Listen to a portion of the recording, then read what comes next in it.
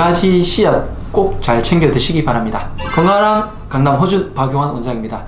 어릴 때 수박 씨 뱉기 놀이 한 번쯤 해보셨을 건데요. 사실 이 수박 1 먹을 때 수박 씨 안에 대부분의 영양소가 포함되어 있다는 사실 알고 계신가요? 그래서 수박 씨는 꼭 챙겨 드시는 게 좋습니다. 모든 과일들은 과일 껍질이 있고요, 속껍질이 있고요, 그리고 과육이 있고 그 안에 씨앗이 포함되어 있죠. 그런데 우리가 먹는 이 과일들은 물론 맛을 위해서 먹는다면 과육만 먹어도 되지만, 만약에 여러분들이 건강을 조금이라도 더 생각을 해서 영양소를 섭취한다면 과일의 껍질 그리고 씨앗 부분을 같이 드시는 게 좋습니다. 물론 못 먹는 것도 있죠. 파인애플의 겉껍질 못 먹으니까 그 안에 있는 최소한의 속껍질이라도 먹거나, 혹은 씨앗 중에서 살구씨라든지 복숭아씨 같은 그런 씨앗들은 속에 독성이 있기 때문에 안 먹는 것이 좋습니다. 그런데 지금부터 말씀드릴 이 4가지 과일의 씨앗은 꼭 따로 챙겨 드시는 게 좋기 때문에 일부러 챙겨서 드신다기보다는 과일을 먹을 때 빠뜨리지 말고 과육과 함께 드시면 되겠습니다. 먼저 첫 번째 수박씨인데요. 수박씨는 식품의약품안전처에서도 인정을 했습니다. 비타민도 많고 단백질도 많고 릴놀렌산도 많다고 인정을 했습니다. 릴놀렌산이 뭐 하는 것인가요? 콜레스테롤을 낮춰주는, 피를 맑게 해주는 성분이죠. 그래서 수박씨를 먹게 되면 피가 맑아져서 혈액순환이 더 도움이 될 겁니다. 그리고 속에 있는 비타민 성분들로 에너지도 높아지고요, 피로회복이 잘 되면서 속에 있는 그 성분들이 이뇨작용이 있어서 방광염이 있으신 분들께 참 도움이 돼요. 또 우리 몸에서 기운을 나게 하고 혈관을 확장시켜서 순환을 도와주는 아르기닌 성분은 과육에 있는 것보다 무려 73배 더 많이 포함되어 있다고 하니까 어떤 기운이 나는 그런 성분들도 섭취를 하려면 씨앗을 함께 먹어줘야 하겠죠. 저는 과육과 함께 드시는 것을 권하는데, 따로 씨앗을 모아서 드시는 분들 같은 경우에는 갈아서 먹거나 혹은 볶아서 드시는 것을 훨씬 더 추천드립니다. 왜냐하면 씨앗 성분들은 약간 불편하게, 특히 장을 불편하게 자극하는 성분들이 있기 때문에 살짝만 볶아서 열기를 가해주면 장 자극하는 성분이 훨씬 덜해져서 설사를 한다거나 하는 그런 현상들이 발생하지 않게 됩니다. 그리고 무엇보다 맛이 구수하기 때문에 맛있게 먹을 수도 있죠. 이번 편은 씨앗 얘기긴 하지만 저는 속껍질 얘기도 조금 같이 드리고 싶은데요. 과일 중에서 겉껍질, 수박도 겉껍질 먹기가 쉽지 않잖아요.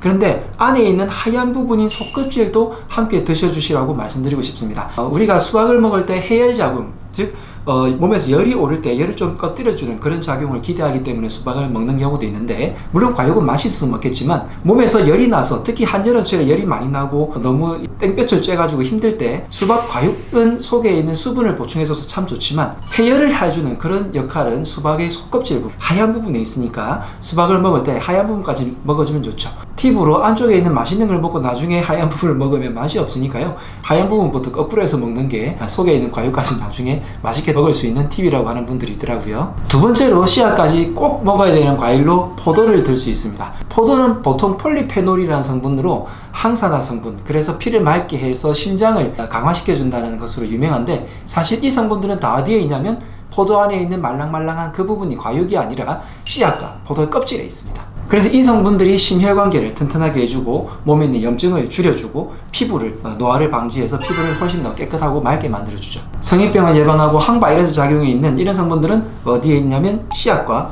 껍질 부분에 있으니까 포도는 통째로 함께 드셔주시는 것이 좋겠습니다. 세 번째는 참외인데요. 참외 안에 있는 성분들은 엽산이 많아서 좋다고 하는데, 이 엽산이 과육에 있는 것보다 씨앗 속에 무려 5배가 훨씬 더 많습니다. 엽산을 일부러 따로 챙겨 드시는 분들 많을 텐데, 그런 분들일수록 참외를 먹을 때 안쪽에 있는 씨앗까지 꼭 같이 드셔주시는 게 좋겠죠. 그리고 참외 씨 속에 있는 산 성분이 구강의 염증을 없애주고 구취를 예방해주는 그런 효과도 있습니다. 그리고 칼륨과 인 같은 성분들이 참외 씨 안에 훨씬 더 많아서 이뇨작용을 해주고 뼈를 튼튼하게 만들어주고요. 특히 참외 안에 씨가 같이 포함되어 있는 물렁물렁한 그런 부분이 있잖아요. 그 부분이 씨앗과 함께 작용을 해서 장을 굉장히 편안하게 만들어줘서 변비를 예방하는 데 굉장히 좋습니다. 참외도 역시 열대과일이니까 열을 떨어뜨리는 효과가 있는데, 해열하는 작용은 역시 씨앗에 많다는 거 기억해 주시고요. 네 번째 과일은 사실 씨앗과 함께 먹을 수밖에 없는 과일이긴 한데, 석류를 말씀드립니다. 석류는 천연적인 식물성 에스트로겐이 많은 과일로 유명하죠. 에스트로겐이 많으면 몸에서 기운도 나고요, 염증을 많이 억제시켜주는 그런 효과가 있습니다. 그래서 관절염을 예방해주고 뼈를 튼튼하게 만들어주는데, 아마 많은 분들이 좋아하시는 이유가 체지방을 분해시켜줘서 몸에서 다이어트 작용을 할 수 있는 그런 작용으로 많이들 좋아하실 것 같아요. 이런 역할들을 할 수 있는 많은 성분들은 어디에 있냐면 바로 씨앗에 포함되어 있으니까 꼭 씨앗을 함께 드셔주셔야 되는 과일이 되겠습니다. 자, 여름이 되어서 과일들이 이렇게 많은데요. 과일들을 먹을 때 씨앗과 속껍질, 겉껍질도 먹을 수 있으면 더 좋겠지만 함께 이렇게 드셔주시는 것이 영양학적인 비율도 좋고요. 맛도 훨씬 더 좋고요. 안에 있는 과육을 우리가 섭취할 때 자칫 속이 냉해질 수만 있는 것을 보호해주는, 그래서 씨앗 속에 양기가 많기 때문에 몸을 또 따뜻하게 순환시켜주는 역할도 하니까 꼭 같이 함께 챙겨 드시기 바랍니다. 주변에 과일을 좋아하는 과일 러버들이 있으시다면 이 내용을 공유해주세요. 건강한